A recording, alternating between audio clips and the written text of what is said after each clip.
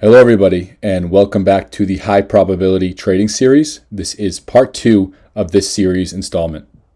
So for part 2, we are going to be particularly focusing on macro scalping using the 930 fair value gap and intraday trend continuation.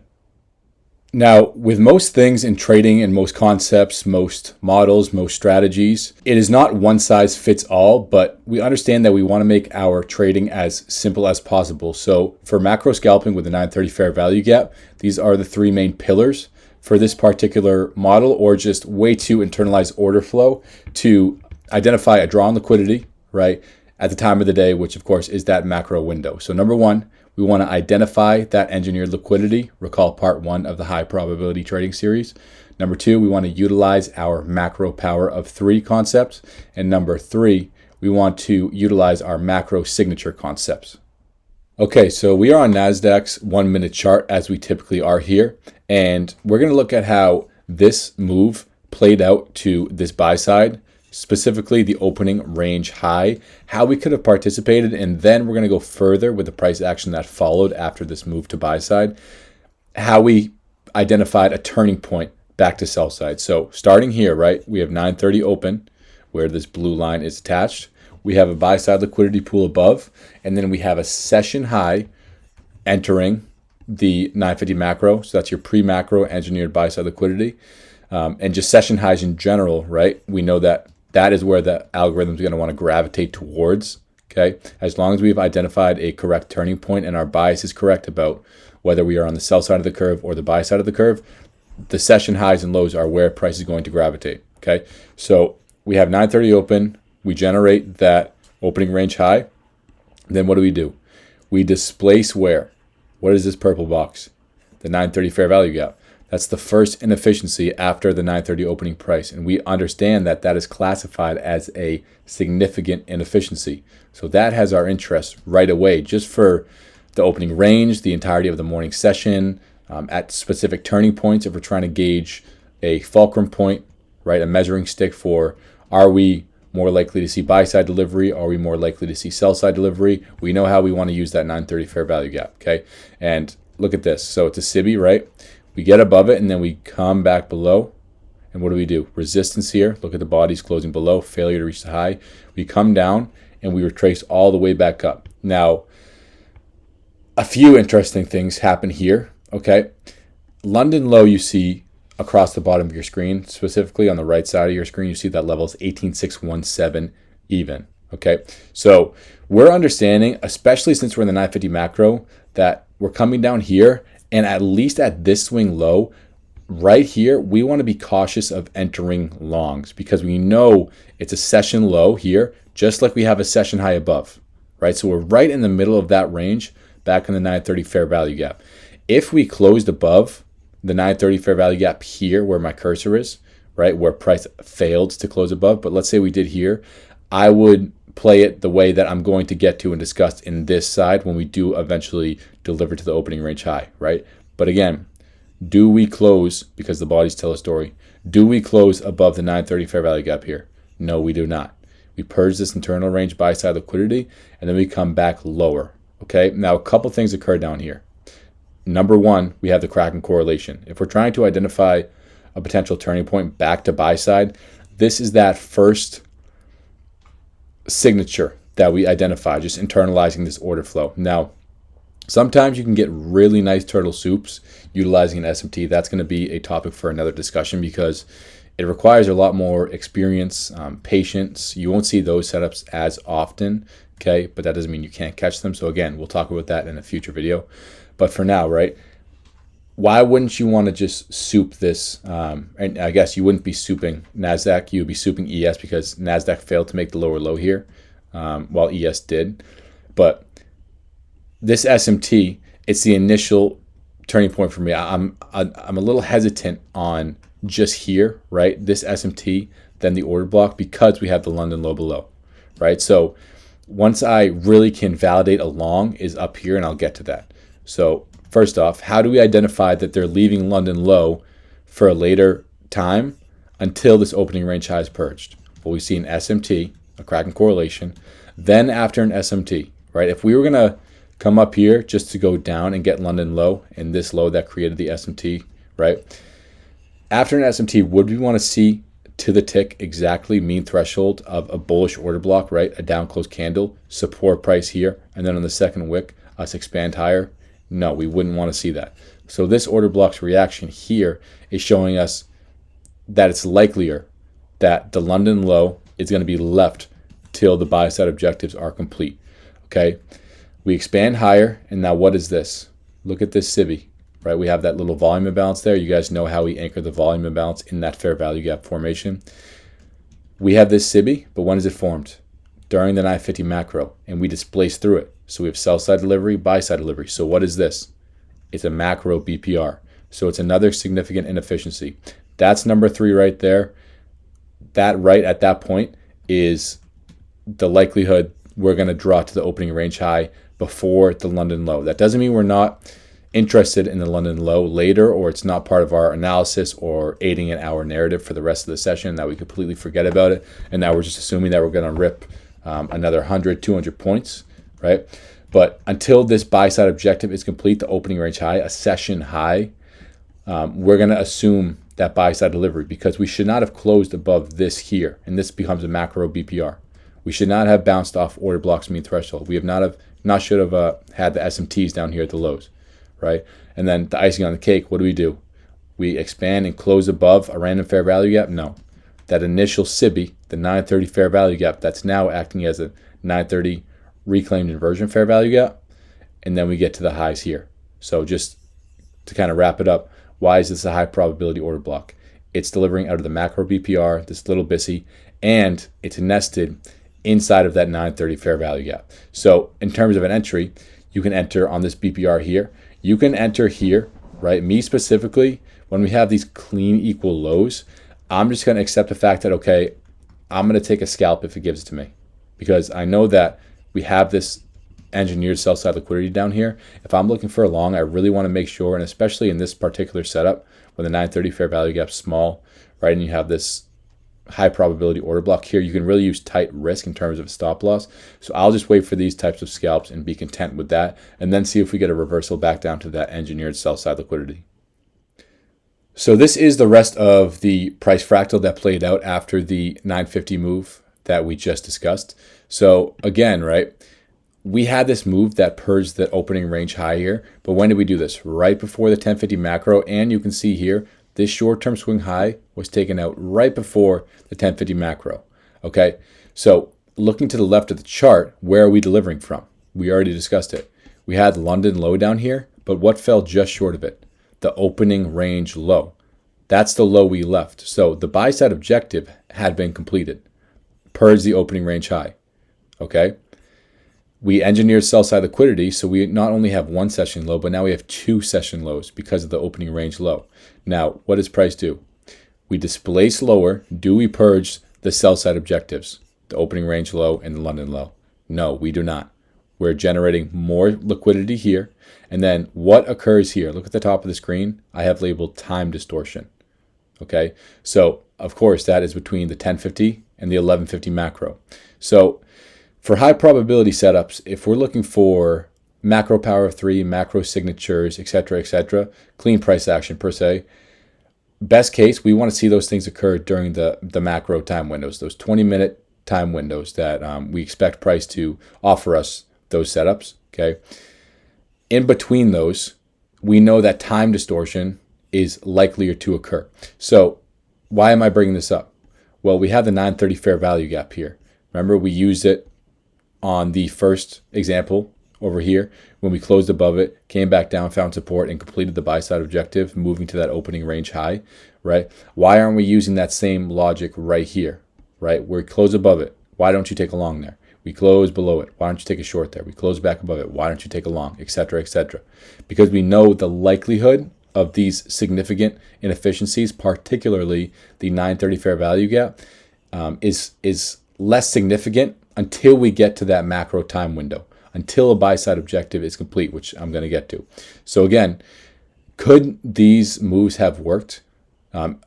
Yes, but it's not a one size fits all. So you're building your narrative. First of all, if we close back above this 930 fair value gap, we know that we have purged a buy side objective. So it's not like the first move up here where we didn't purge any opening range high, any London high, any session high, previous day high, previous week high. We had purged the session high and then this short-term swing high right here.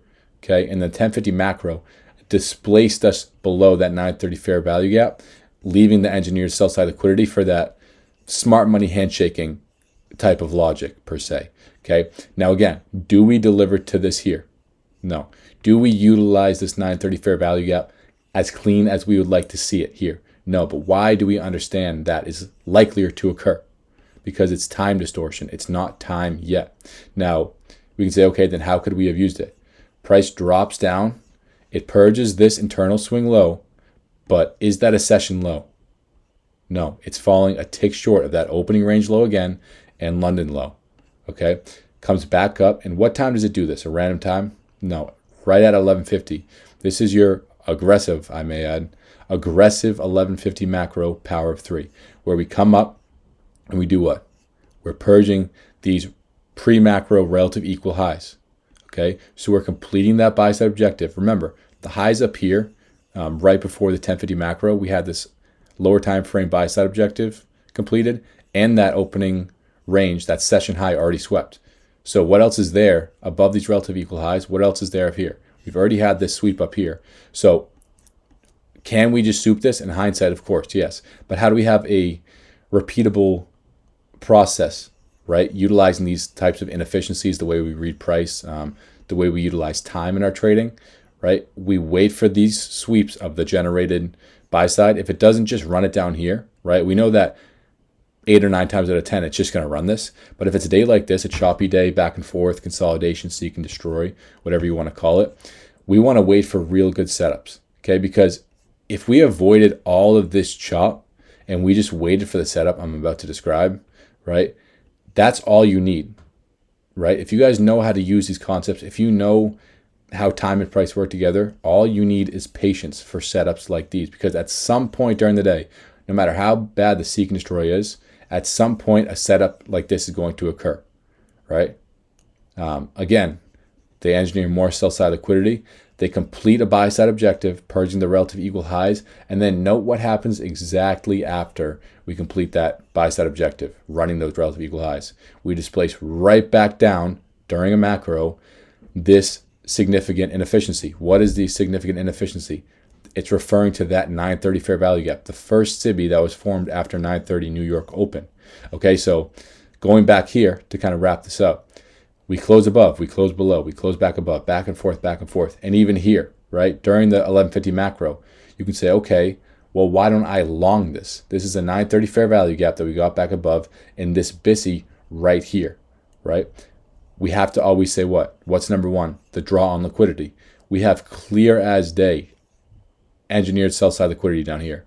Opening range low, London low. This engineered sell side liquidity right here. Pre-macro engineered sell side liquidity, right? And we know right here, we're just going up to purge these relative equal highs, okay? So we know that the likelihood of this trade playing out is significantly decreased because of the fact that there's such clear opposing range liquidity, right? So again, we displace back through this 930 fair value gap, and then this is when you expect to see those signatures from the powerful 930 fair value gap. See how we wick into it once exactly at the low of that 930 fair value gap here, okay? And then we come into it 2 times, 3 times. All 3 of those times, we're wicking below it, right? We're wicking into it and closing below, right? So by extension, what do you want to see this SIBI be? A breakaway gap, because we don't want to see price reach the top of the 930 fair value gap. So by extension, do you want to see it reach the top of the SIBI? No, it's a breakaway gap, right? So with your stop loss, really, in cases like this, I will give my stop to breathe, because we know that we do want to see this remain open. Sometimes, minority of the time when we get setups like this, it will wick to the high. So I will give it room to breathe, unless it's a substantial amount of points at risk in terms of just pure handles, right? I'll do something like this where I'll just put it above like the order block, because typically at these turning points, since we're looking for a short here, there'll be one last up close candle that will serve as the bearish order block, with a smart money reversal. Okay, so I'm going to put my hard stop loss above the body of that, or if it's just a couple points just above the swing high, right, to be safe. But I will close it in a case like this where we have CE, or midpoint of this breakaway gap, that's right in close proximity of the high of the 930 fair value gap. Let's say we close back above the 930 fair value gap and it gave me the opportunity to get out. I just close it, right? For like a virtually no loss. What is that? Like 4 points, something like that. Okay, because I really, for all the reasons we discussed, and especially the seek and destroy that occurred in this time distortion period, the lack to complete sell side objectives, right? We really should not see anything but strong, or I should say heavy, weak signatures out of this, right? So I really want to demand the algorithm, the market price action to show me that it's going to go lower. And that's exactly what occurs here down to these engineered sell side liquidity pools. So for the second half of this video, we're going to be discussing intraday trend continuation and how we can get involved with real logic. Now, before we get into these 3 bullet points here, we need to say that we want to just continue to read price the way that we read price. Continue to look for the signatures that we look for and see and identify on a day-to-day basis, right? Just because it's a trending market, whether it's intraday or on the higher time frames, or if it's more of a consolidation market where we need to scalp, okay? Yes, we can manage our trades better and kind of manage our expectations better, but we're not just gonna completely switch up the strategy. So we're gonna rely on the concepts that we see day in and day out. So getting into it, number 1, with the intraday trend continuation, we do not want to see the price reclaim a significant inefficiency. So of course, that's the 930 fair value gap, macro BPRs, macro inversions, etc., etc. Number 2, we want to utilize macro power of 3 concepts. And number 3, we want to utilize macro signatures. Okay, so for this fractal of price that we're going to be dissecting, we're going to look at the 1250 macro and the 150 macro. So in other words, we're looking at the PM session here, and we're looking at how we can get involved with an intraday trend continuation when clear sell side objectives have already been made. So at this point in price, the opening range low had already been swept. We were delivering lower prior to what you see here on your charts, but I'm trying to keep it clear for organizational purposes. So again, we're just trying to decipher how can we form a trade setup with logic to expect a continuation without chasing price, to feel confident that our trend or continuation trade is going to play out. Okay, so essentially we'll start with the 1250 macro. We're falling lower and price comes down and makes this aggressive swing low with this large wick higher. Okay, right at 1250, what do? We see that macro power of 3 beautifully, where we go above macro opening price into this premium objective, right? This premium inefficiency. And what do? Okay, and this is important, guys, just for how I internalize order flow. Price comes up, see how it goes to the high here on a wick basis, and what is it doing? It's closing above CE of this SIBI, above 50% or consequent encroachment of this premium inefficiency. Now, is that best case scenario for a bearish market if we're trying to identify a continuation lower? No. But after we close above and deliver to what? Exactly the high of this SIBI. Notice there's a volume imbalance I'm including with the anchoring of this fair value gap, right? We know that that is how we anchor our fair value gaps when there's a volume imbalance. But note how after we complete that buy side objective, again, guys, this is how I'm internalizing it in my head as I'm reading the price. Notice how after we complete that objective, once we close back below this CE level, do the bodies come back and close above CE after that buy side objective up here was completed? No. That's what you want to see. So I don't want to put a term on it because I don't want to introduce and create all these terms for people to follow. I just want to focus on the logic here, right? But think of it as kind of a reclaimed CE, right? Again, if that doesn't make sense to you, just focus on the logic. We're delivering higher above macro opening price. We were trending lower, and we see that delivery to the tick precise delivery to a premium objective. And then after we close back below CE, then we start to see the bodies respect that level that we want to see get respected if we're looking for shorts, if we're looking for a bearish intraday continuation. Okay, so after we've identified that, okay, right, can you short this? Yes. Am I going to personally short something like this? No, because I know I can wait for better setups with tighter risk. So what is that here? I'm just waiting to see if the market's going to show me the signatures before I take a setup like the macro inversion. So it's making this high, running this short-term swing high here above macro opening price. And then again, it shows me after that deeper premium objective has been met, it's showing me with the bodies, okay, that was the objective. So I can see that was the objective after we close back below. And then you see this close right at CE, but below it. We wick above, but look at the bodies. Close below, come back into it with this BISI here. Can't even reach for CE here. Those are the signatures that you want to see. And then what do? We displace below this BISI. So this is a macro inversion or an opportunity to get short. And then we also close below this BISI here, which is another macro inversion and another opportunity to get short. Okay. So again, as we move forward in price, where do we see the chop occur? Between the macros, the 1250 macro and the 150 macro. What do we know about when we're between macros? Time distortion is likelier to occur, right? Liquidity being engineered is more likely to occur. So what do we want to wait for high probability setups? The macros. Okay, and what do we see here? We come down and create the swing low here. We do purge this one, but do we purge this? No. So this is your pre-macro engineered relative equal lows. Okay, as we enter this 150 macro, okay, we've already came up into this macro inversion here. Okay, have we reclaimed a significant inefficiency? No. Did we reclaim this macro inversion? No. Did we reclaim this macro inversion? No. Did we close back above this CE, more importantly? Obviously not.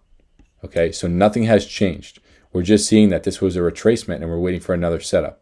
Okay, we have this CIBI here, and then again, we displaced during the macro through this BISI that was formed, right, kind of as a false BISI when we went to deliver to another premium objective, right, macro power of 3, then the bodies tell a story. Close below, come back up into it. This is your breakaway gap because of the macro inversion, that significant inefficiency, and it delivers us finally with the intraday trend continuation to sell side to pre-macro engineered liquidity and the sell side liquidity that was formulated right before we entered the 1250 macro. Okay, now these types of setups and types of trend continuation trades are more difficult, but again, going back to what I said before we started the second half of this video, we're not changing up with some secret or different model. We're using the same logic and we're relying on high probability trading during macro, again, using time and price, the signatures that we see, right? Macro PO3, macro inversion, macro BPR, etc. Okay, high probability inefficiencies. Okay, so we're waiting for the algorithm to show us with the bodies, with real logic, with where the liquidity is, what's been swept, what hasn't been swept, to again continue to identify if a continuation during the day has been met, even after what? Sell side objectives have been met. So if you look here at this swing low comes down to do what? Purge the opening range low. Okay, and then this swing low is left. But how did we know that this swing low was going to get taken? We already had a stop hunt. And then after we ran this sell side liquidity, how did we know that this swing low wasn't the low? Because we already had this stop hunt of sell side liquidity and that we weren't going to come back down here again. Okay, so we're going to discuss using the same concepts we discuss day to day in all these reviews, okay, because we want to see things that occur day in and day out, and then we just wait. So entering this 150 macro, again, it's the PM session. We're seeing aggressive selling to purge that opening range low. But first and foremost, stop hunts are what? Deep. They're not shallow because they're going to want to really run it lower if they are going to reverse it, right? And we're going to see a true smart money reversal. They're going to want to run it a little bit deeper to make sure all those longs are stopped out, as well as trapping those shorts that are trying to play breakouts below that opening range low. So we know that as a rule of thumb is how we treat and how we internalized liquidity pools, swing highs, swing lows when we see shallow stop hunts. But again, we enter this 150 macro, and what do we see?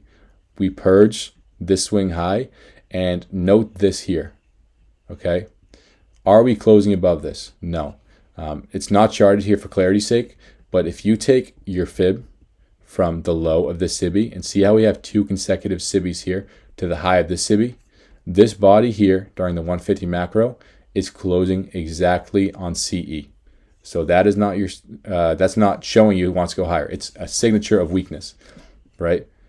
If we were looking for a continuation to this high, would we want to see that to the tick respect after a stop hunt of buy side liquidity? No. Okay. So we run those highs, we come in and see this bearish signature, and then what do? We roll over this BISI. We close below. That's your macro inversion. That's your significant inefficiency. And where is that occurring? Above macro opening price. Okay. So after we start to see the liquidity sweep, the respect of CE of these 2 SIBIs, the fact that we're above macro opening price, okay, and then we close below right here, then we start to say, okay, and now it's likely and reasonable for us to say this swing low that was formed right here at 149, it's looking like this was just pre-macro engineered sell side liquidity. Even though we ran this internal range, or these internal range swing lows, I should say, and we already had this shallow stop hunt, we're seeing all the signs that we're going back down there. So we see a stop of this buy side liquidity here. Again, the premium signature above macro opening price. This is your entry down to this low. Okay, you can kill the trade there. That's a great move. But that is the logic that we discuss over and over and over again. And guys, it's absolutely beautiful when it occurs. You just have to wait.